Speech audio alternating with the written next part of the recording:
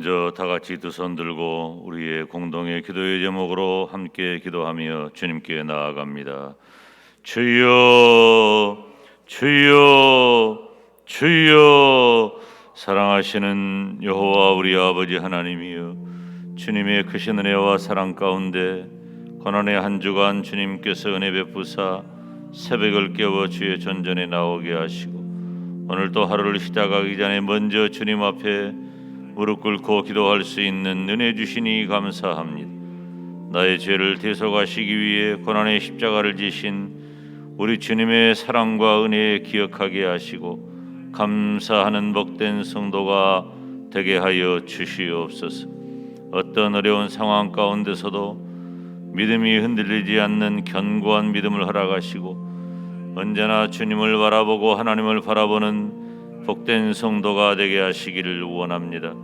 코로나19 바이러스 전염병을 인하여서 온 나라와 세계가 힘들고 어려운 중에 있고, 성도들의 개인의 삶이 무너져서 정상적인 삶을 온전히 이루지 못하는 가운데 있사오니, 하나님, 이 혼란과 두려움을 멈추게 하시며 하루빨리 일상의 건강한 삶으로 돌아갈 수 있도록 은혜를 더하여 주시옵소서.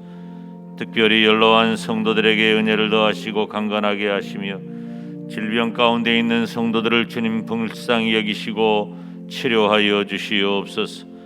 모든 성도들의 자녀와 가정과 직장과 생업의 터전 위에 함께하여 주셔서 주의 백성들의 삶이 안녕하게 하시고 복되게 하시기를 원합니다. 힘들고 어려운 일상을 살아가는 주의 백성들을 지켜주시고 회복시켜 주시옵소서. 모든 성도들이 가정과 직장에서 또 교회에서 하나의 밀이 되는 축복된 삶을 살게 하시기를 원합니다. 주님, 이 한 주간 동안 하나의 밀이 되어 온 인류를 구속하신 우리 주님의 희생을 기억하면서 계속하여 말씀 듣게 하시니 감사합니다. 아버지 하나님, 함께하여 주시고 우리 영광대교회 하나의 밀이 일어나는 놀라운 기적의 역사가 일어나게 하여 주시옵소서. 정성을 다한 주의 백성들의 귀한 예물을 주님께서 받으시고 영광을 거두시기를 원합니다. 예물을 드리는 손길마다 주님께서 마음껏 복을 내려 주시옵소서. 주님, 오늘은 4월 한 달을 시작하는 첫날 첫 시간입니다.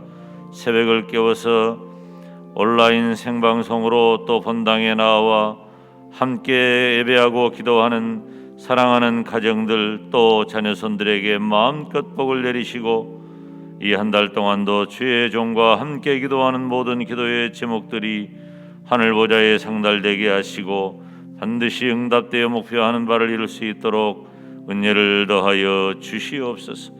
주님이 새벽에도 부족한 종을 말씀 들고 서게 하셨사오니 하나님의 말씀을 잘 전하게 하여 주옵소서. 예수님의 이름으로 기도하옵나이다. 아멘.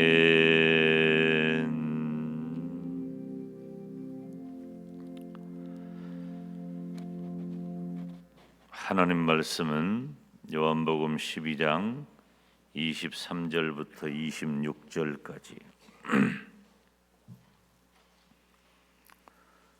요한복음 12장 23절부터 26절 찾으신 분 아멘 합니다.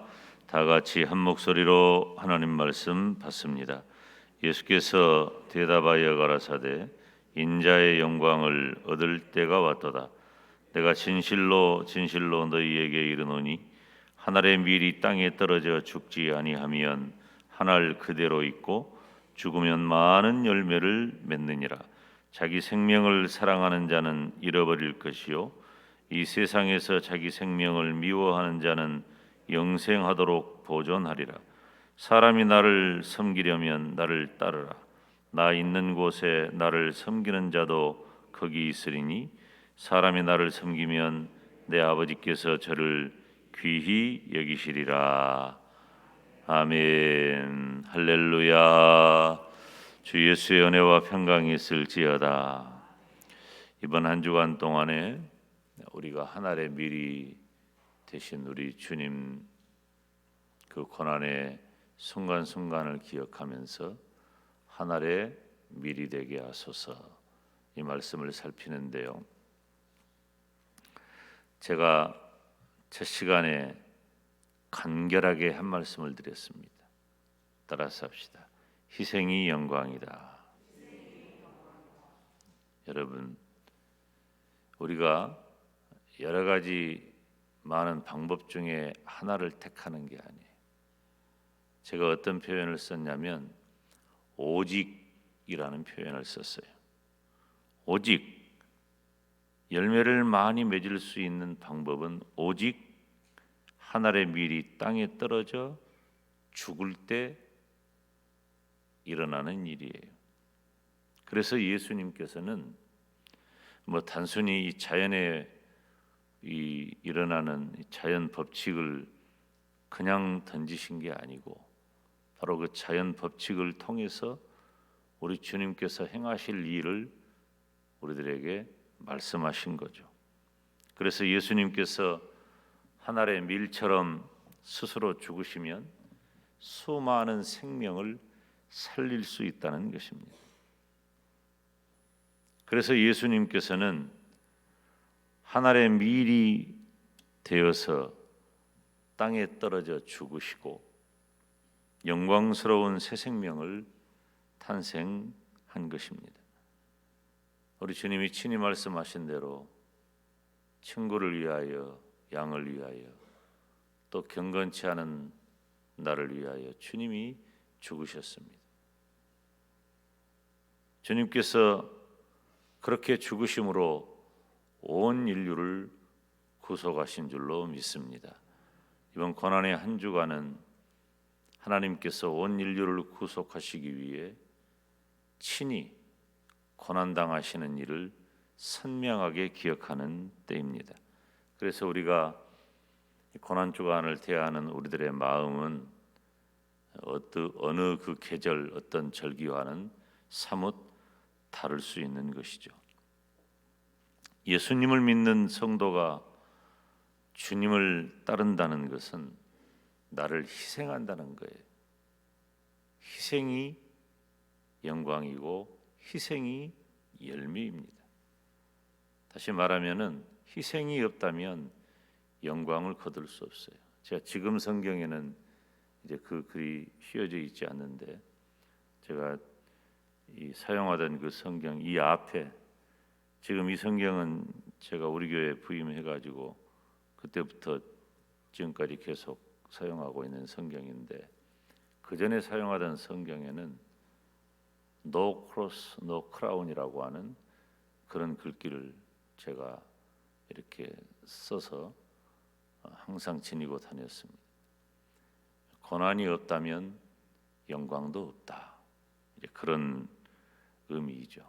이 크로스는 십자가니까 주님의 십자가가 없었다면 주님의 왕관도 없다는 것이.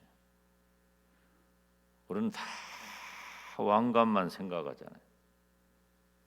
그리고 내가 받아야 할 그리고 감당해야 할 희생과 고난은 그저 고통스러워 한단 말이에요. 기꺼이 그 길로 가기가 쉬운 것은 아닙니다. 나를 희생하는 것은 하늘의 밀이 땅에 떨어져서 죽어버리는 것과 같은 이치입니다. 성도는 하늘의 밀처럼 나를 희생할 수 있어야 하는 거예요. 가정에서, 직장에서, 교회에서, 또 이 나라와 민족을 위해서. 여러분, 희생한다고 해서 나에게 반드시 당대에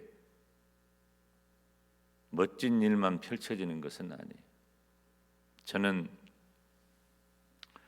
이 우리나라가 한 세기 동안, 지금은 뭐 한 세기가 좀 더 지났다고도 볼 수 있지만 거의 한 세기죠. 거의 한 세기 전에 나라를 잃어버리는 비극을 만났을 때 수많은 그리스도인들이 그 거취를 어떻게 했느냐.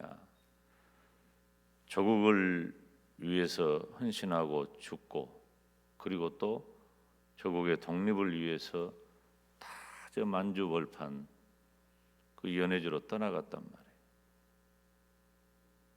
그곳에서 믿음을 지키고 이곳에서는 신사참배를 이루고 또 믿음대로 살지를 못하니까, 나라를 잃어버린 백성이 됐으니까, 조국의 독립을 위해서 또 믿음을 지키기 위해서 떠나갔던 분들이, 그들의 후손이 지금도 이제는 그분들이 고려인 4세 이상이 되었죠. 불과 20년 전만 해도 고려인 3세, 우리가 까레이스키라고도 하고 고려인이라고도 하고 그런 분들이, 저는 그분들에 대한 미안한 마음이 얼마나 큰지 몰라요.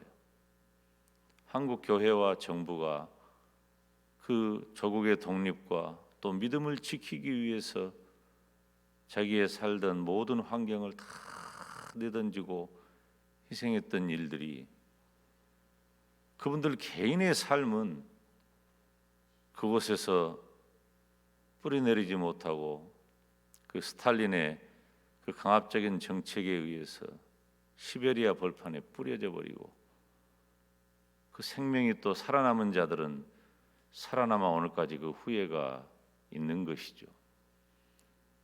만약에 그분들의 헌신과 희생이 없었다면 우리 조국이 어떻게 광복을 맞이할 수 있었고 또 어떻게 주권국가로서 오늘에 이룰 수 있었겠는가, 이 역사의 교훈을 늘 생각을 합니다.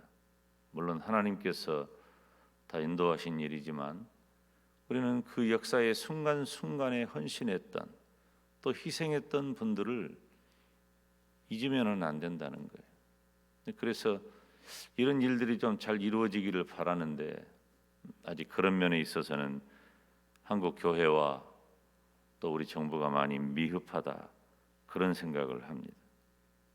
여러분, 성도인 내가 그렇게 살지 못하면 아무것도 일어나지 않는다는 것입니다. 그래서 하늘의 미일이 되신 우리 주님을 따르는 신앙은 바로 제자의 삶을 감당하는 것입니다. 예수님을 따르는 사람을 제자라고 합니다. 성도의 다른 이름은 예수님의 제자라는 거예요. 저와 여러분은 다 예수님의 제자예요. 제가 말씀을 전할 때마다 그런 말씀 드렸지요. 제자라는 개념은 넓은 의미로 보면은 예수님의 말씀을 듣는 모든 사람을 제자라고 했어요. 이건 넓은 의미의 제자예요. 그리고 조금씩 좁혀져서 예수님의 핵심 제자가 되는 것이죠. 사도행전에 나타난 120명도 제자고, 또 전도대로 파송한 70명도 제자고, 예수님 곁을 늘 함께 했던 12명도 제자고, 그 중에 베드로와 요한과 야고보가 예수님의 제자이고, 그리고 우리가 잘 아는 베드로가 예수님의 제자예요. 이처럼 제자들은, 제자로 불리워진 사람들은 굉장히 많아요.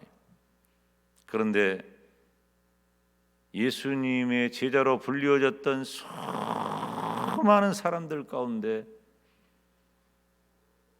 오늘날 기독교 2000년 역사 동안에 열매로 이어진 제자들은 그렇게 많지 않아요. 왜냐하면은 열매까지 이어지기 위해서는 제자된 사람의 희생이 필요하기 때문이에요. 예수님을 따르는 제자로서의 신앙, 예수님을 따르는 제자로서의 삶이 필요해요. 우리 주님께서는 마가복음 8장 34절에 무리와 제자들을 불러 이르시되 아무든지 나를 따라오려거든 자기를 부인하고 자기 십자가를 지고 나를 좇을 것이니라. 아멘. 마태복음에서도 그런 말씀을, 동일한 말씀을 하시죠. 이 중요한 사건을, 중요한 말씀을 복음서에 기록하고 있는 거예요. 주님을 따르는 자가 제자인데, 제자된 삶을 살아가기 위해서는 자기를 부인하고 자기를 부인하라고 하는 것은 내가 원하는 일보다도 주님이 원하시는 일이 자기 십자가를 지고 나를 쫓아라. 그리고 주님께서는 주님을 따르는 제자의 길이 넓은 길이 아니라 좁은 문, 좁은 길이라고 말씀하십니다. 여러분, 예수님을 믿는다는 것은 쉬운 일이 아니에요. 어제 저녁에도 제가 그런 말씀을 드렸습니다마는 우리는 지금 너무 예수 믿기 좋은 계절에 살아가요. 그런데 사실은 예수님을 믿기 좋은 계절이라고 하는 것은 믿음의 차원에서는 좋은 게 아니에요. 예수 그리스도의 복음이 교회가 세워지고 확장되는 가운데 전파될 그때에 초대교회 시절에 얼마나 많은 혼란과 핍박과 고난이 있었습니까? 어제도 말씀을 드렸고 저녁에도 수많은 고난 가운데 교회는 망하지 않아요. 고난이 다가왔을 때 교회는 더 새롭게 되고 더 절실하게 되고 그리고 교회는 더 부흥하고 성장했어요. 그런데 4세기경에 기독교가 로마의 국교가 됐어요. 이제는 기독교 세상이 된 거죠. 교회 세상이 된 거예요. 그때부터 교회가 타락하기 시작했고 그때부터 교회가 하나님이 기뻐하시는 일에서 벗어나게 된 거예요. 지금도 마찬가지예요. 예수님을 믿는 것 자체가 우리들에게 고난이 되고 예수님을 믿기 위해서 내가 내놓아야 할 엄청난 희생이 있다면 저는 그 일이 오히려 교회된 우리로서 성도된 우리로서는 믿음 때문에 당하는 고난이라면 오히려 영광에 가깝다 확신하는 거예요. 그런데 요즘은 자기 십자가를 지고 주님을 따를 일이 별로 눈에 보이지 않아요. 평화로운 때라고 하는 거예요. 제가 예수님을 믿고 구원받아 천국 가게 되었다는 사실을 절감하면서 내 마음속에 꿈이 시작됐어요. 나도 내가 이렇게 예수님을 믿어서 조상 숭배와 우상 숭배로 가득한 이 집안에서 하나님이 나를 구원하셨던 것처럼 나도 예수 그리스도의 복음을 전하는 최종이 되고 싶다. 그런 마음이 있었어요. 누가 억지로 저에게 그렇게 권면한 적도 없었고 또 제가 그러려고 의도적으로 생각한 적도 없었는데 하나님이 내 마음속에 그런 싹을 심어주셨고 그때부터 구체화되어져서 주의 종이 되는 길을 걷기로 했어요. 저는 가난했고 의지할 바가 아무도 없었어요. 나를 위해서 기도해 주는 어느 누구도 우리 집안에 우리 가문에 없었어요. 오히려 예수님을 믿는 것이 이상한 것이었어요. 우리 집안에서 참 힘들게 신앙생활을 합니다. 제가 어제 평안하게 신앙생활을 했다고 했는데 사실은 예수 믿기 편한 세상이라고 하는 거지 저 개인적으로는 쉬운 게 아니었어요. 제가 신학교를 간다고 했을 때 저희 집안에서 저보고 불효자라 그랬습니다. 홀로 계신 어머니가 이렇게 대학을 마치도록 길러주셨다면 이제는 네가 엄마를 좀 도와야 되지 않겠냐. 그래서 집안을 이렇게 해야 되지 않겠냐. 제가 대학을 졸업할 때만 해도 지금처럼 대학 졸업생들이 그렇게 힘든 때는 아니었단 말이에요. 원하기만 한다면 그래도 어찌 되었든지 밥벌이는 하고 가정 하나를 건사할 정도는 삶을 개척할 단계였는데 제가 신학교를 간다고 하니까 주의 종이 되기 위해서 신학교를 간다고 할 때 목사가 되어서 살아가는 삶의 형편은 어느 누구도 예측을 못해요. 밥이나 먹고 살는지 무엇을 어떻게 하는지 한 치 앞도 내다볼 수 없고 더구나 저는 바탕이 없는 사람이기 때문에 저는 오직 교회밖에 없었고 교회만 사랑했고 교회 안에서만 살았어요. 교회가 저를 길러줬죠. 담임 목사님께서 말씀으로 설교하실 때 그 설교가 내 신앙의 기준이 됐고 또 그 설교가 지금까지도 내 신학과 신앙의 기본이 되었어요. 저는 신학교 가서 다 배운 것 아니에요. 신학교 가기 전에 목사님의 설교를 통해서 내가 지식과 신앙적인 지식과 삶을 다 받은 거예요. 아무것도 무엇 하나 보장받은 것 없었어요. 오히려 불안하기만 했어요. 학교 다닐 때는 내가 리더였는데 대학을 졸업하고 나니까 정말로 초라하고 보잘것없는 그런 존재처럼 객관적으로 볼 때 비쳤어요. 그런데 저는 단 한순간도 그것 때문에 내가 인간적으로 쪽팔린 적이 없어요. 누구 앞에서도 제가 머리를 숙인 적이 없어요. 내 형편 때문에, 환경 때문에, 내 처지 때문에 내 안에는 예수 그리스도의 복음이라고 하는 이 거룩한 씨앗이 언제나 있었고 저는 이것 때문에 언제나 자랑스러운 사람이었어요. 언제나 감사했어요. 언제나 당당했어요. 돈 좀 없으면 어떠냐? 내 가정의 배경이 좀 없으면 어떠냐? 아무 조건도 다 불리했지만 하나님은 이 종을 불쌍히 여기셨고 내 안에 심겨진 예수 그리스도의 복음이라고 하는 그 씨앗, 그것은 점점 자라서 이미 큰 나무가 되었어요. 다른 것 아니에요. 주님은 우리들에게 무엇을 요구하십니까? 자기를 부인하고 자기 십자가를 지고 나를 따르라고 말씀하십니다. 그렇게 과실을 많이 맺을 때에 하나님께서 영광을 받으시고 우리가 비로소 제자가 된다고 요한복음 15장 8절은 기록하고 있습니다. 사랑하는 여러분, 우리가 자기 십자가를 지는 것, 과실을 많이 맺는 것, 이것은 단순히 어떤 이론과 어떤 논리와 체계가 아니에요. 우리가 자기 십자가를 지고 과실을 맺는 것은 모두 다 하늘의 미리 되신 예수님을 따를 때 가능한 줄로 믿습니다. 내 인생에 그리고 나를 둘러싸고 있는 모든 환경, 내 가정과 내 직장과 내 인생의 모든 환경에 아무 일도 일어나지 않는 것은 내가 하늘 그대로 있기 때문입니다. 마태복음 13장에 보면 씨를 뿌리는 자의 비유가 나옵니다. 거기에 보면은 길가에 떨어진 씨앗, 흙이 얇은 돌밭에 떨어진 씨앗, 가시떨기에 떨어진 씨앗이 있어요. 씨를 뿌렸지만 길가나 흙이 얇은 돌밭이나 가시떨기에 떨어진 씨앗은 다 열매로 이어지지 않아요. 씨는 뿌렸는데 열매로 이어지지 않는단 말이에요.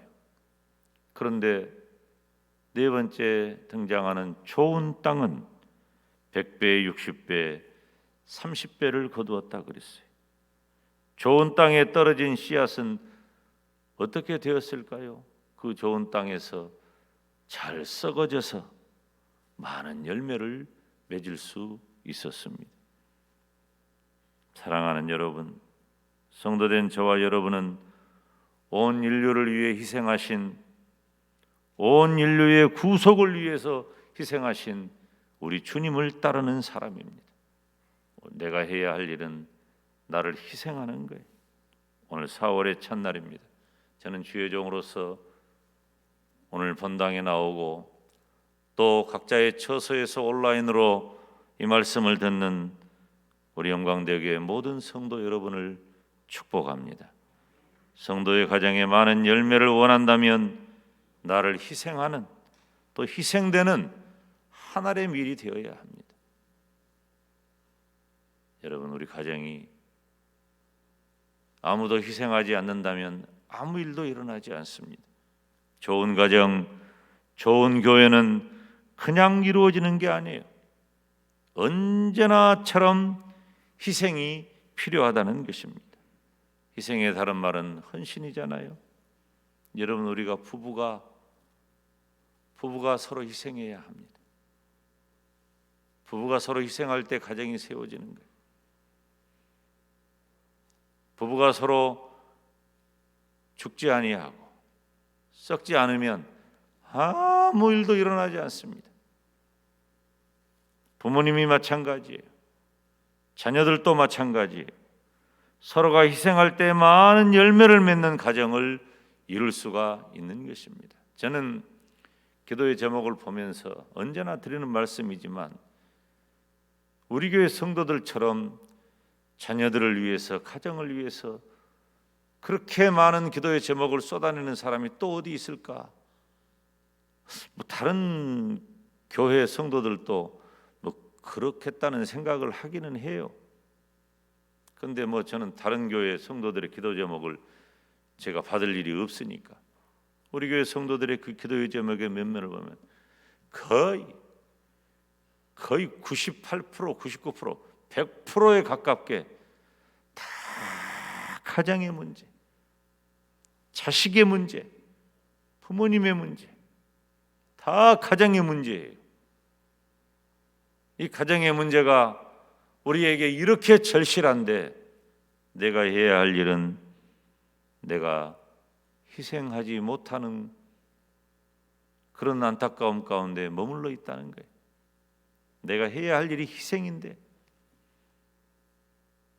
가정의 중심이 되어야 할 건 부부가 가정의 중심이에요. 이 가정의 중심축이 되는 이 부부가 무너져 버리면 가정은 끝나는 겁니다. 이 부부가 건강하고 정상적인 부부가 되기 위해서는 내가 희생해야 돼. 내 아내가 이 말씀을 듣고 당신은 남편으로서 얼마나 희생하냐 생각을 할 때 몇 점이나 될는지 제가 참 부끄럽습니다. 희생해야 돼. 부모도 부모로서 희생해야 돼. 이건 좀 되는 것 같기는 해요. 전통적으로 한국의 부모들은 서양의 부모들하고는 개념이 많이 달라요. 어떻게 보면 서양의 부모들은 굉장히 쿨합니다. 딱 거기까지예요.